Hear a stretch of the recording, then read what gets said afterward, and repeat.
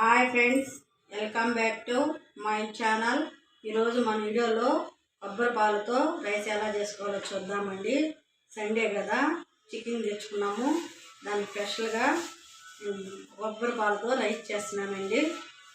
ఇదో అండి, ఇవైతే నేను 2 గ్లాసులు తీసుకున్నాను. బియ్యము తీసుకొని శుభ్రంగా నీట్గా కడిగి ఒక అర్ధగంట సేపు నానబెట్టుకోవాలండి. ఈ గ్లాస్తో తీసుకున్నాను బియ్యం అయితే. పాలు కూడా కొబ్బరి పాలు అనేది కూడా ఈ గ్లాస్తోనే తీసుకోవాలా. ఇదండి కొబ్బరి పాలు 2 గ్లాసులు బియ్యం వేసాను కదా, బియ్యానికి ఒక చిప్పు 2 కొబ్బరి చిప్పలు తీసుకున్నానండి.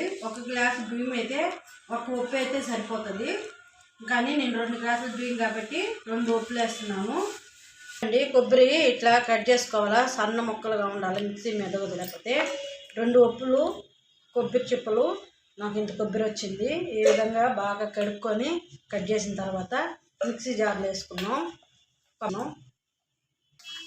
కొబ్బరి అంతా కూడా ఇట్లా మిక్సీ చేసేసుకొని మనం ఏ గ్లాస్తో బియ్యం తీసుకున్నామో ఆ గ్లాస్తోనే వాటర్ తీసుకొని 1/2 గ్లాస్ దీంట్లో పోసుకున్నాం.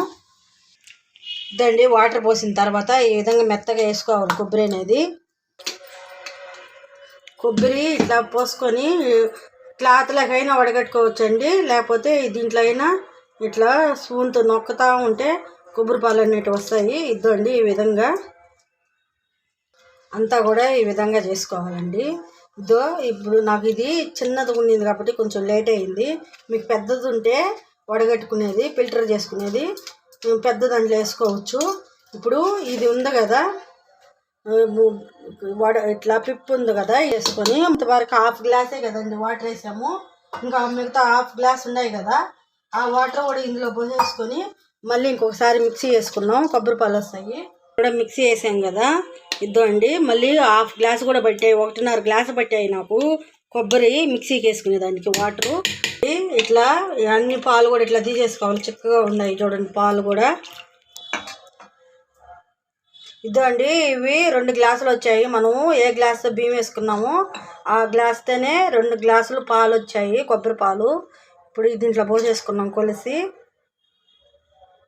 పెట్టుకోవచ్చు, కానీ కుక్కర్ నాకు చిన్నదిగా ఉంది, అందుకని ఇది పెట్టాను. 2 గ్లాసులు బియ్యం కదా, అందుకని కడాయిలో పెడుతున్నానండి.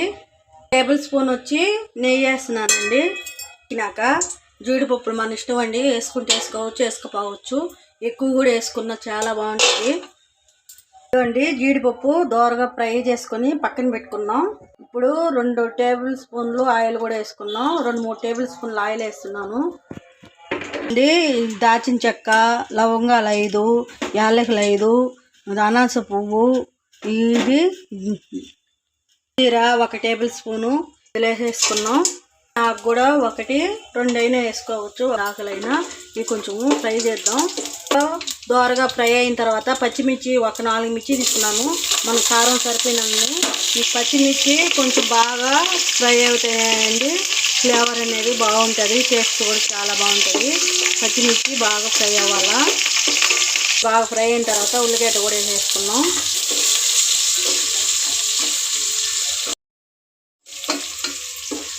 బాగా కూడా ఫ్రై అయిపోయినాయి ఉల్లిగడ్డ. ఇది వచ్చి 1 టేబుల్ స్పూను అల్లం పేస్టు.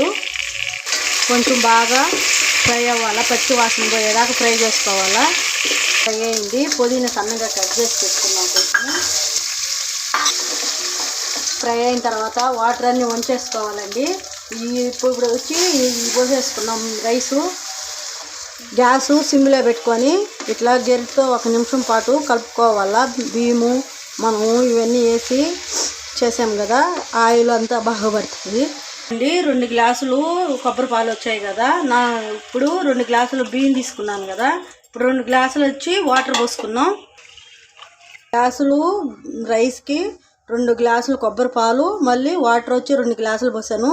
కుక్కర్లో పెట్టేవాళ్ళు అయితే 1.5 గ్లాసు పోసుకుంటే చాలండి. కొబ్బరి పాలు వచ్చి 1 గ్లాసు బియ్యానికి కుక్కర్లో పెట్టే పని అయితే 1.5 గ్లాసే పోసుకోవాలా. వాటర్ 1/2 గ్లాసు, కొబ్బరి పాలు వచ్చి 1 గ్లాసు. సాల్ట్ సరిపోయినంత వేసుకోవాలా. టేబుల్ స్పూను గరం మసాలా వేసానండి. గరం మసాలానే వేసుకోవచ్చు, మన ఇష్టం. ఇది ఇట్లా బాగా కలుపుకొని మూత పెట్టేసుకున్నాం. గ్యాసు సిమ్లో పెట్టుకున్నామండి. కుక్కర్లో పెడితే మనమేమి మళ్ళీ తీసి చూడబలేదండి. ఇది గిన్నెలో పెట్టాను కదా, మధ్యలో 2 సార్లు గెరిటితో ఇట్లా కలుపుకోవాలా.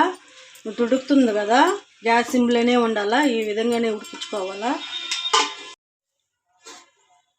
ఇదే అండి అయిపోయింది రైసు. ఇప్పుడు మనము కుక్కర్లో పెట్టలేదు కాబట్టి ఇట్లా పెట్టుకొని స్పూన్ అనేది లోపల బంది, చెమ్మ కూడా లేదు చూడండి స్పూన్కి. ఇది ఇట్లా ఉంటే ఉడికినట్లండి. కొంచెం రైస్ కూడా తీసుకొని చూద్దాం. ఇట్లా పట్టుకుంటేనే తెలిసిపోతుంది చూడండి, ఉడికిపోయింది. ఇదే అండి ఈ విధంగా. ఇట్లనే గ్యాస్ ఇప్పుడు బంద్ చేసేసుకున్నాం. బంద్ చేసేసుకున్నాక ఒక 10 నిమిషాలు అట్లే మూత పెట్టి అట్లే ఉంచి తర్వాత తీసుకొని తింటే సూపర్గా ఉంటుందండి. 10 నిమిషాల తర్వాత చూపిస్తున్నానండి. రెడీ అయిపోయింది. అట్టే 10 నిమిషాలు ఉంచాను. ఈ జీడిపప్పులు వేసాం కదండి, మనం ఇంతగా ఫ్రై చేసి పెట్టుకున్నాం కదా, ఇవి కూడా వేసుకున్నాము. ఎక్కువేం వేయలేదండి, మా పిల్లలు ఫ్రై చేస్తే ఎక్కువ తినరు, అందుకోసమే తక్కువే వేసాను. అంతేనండి. ఒక ప్లేట్లో తీసేసుకొని పెట్టుకొని తింటమే. దీంట్లో చికెన్ కర్రీ కానీ మరే ఏదైనా మసాలా కూర కానీ గుత్తొంకాయ కానీ వేసుకొని తింటే చాలా బాగుంటుంది టేస్ట్ అనేది. ఇదో అండి అన్నం కూడా బాగా పొడి పొడిలాగా వచ్చింది, పొడి పొడిగా వచ్చిందని చూడండి. ఇది ఉల్లిగడ్డ పెట్టుకొని చికెన్ వేసుకొని తింటే సూపర్ ఉంటుంది. నచ్చినట్లయితే ప్లీజ్ అండి సబ్స్క్రైబ్ అండి. మీరు ఎంతమంది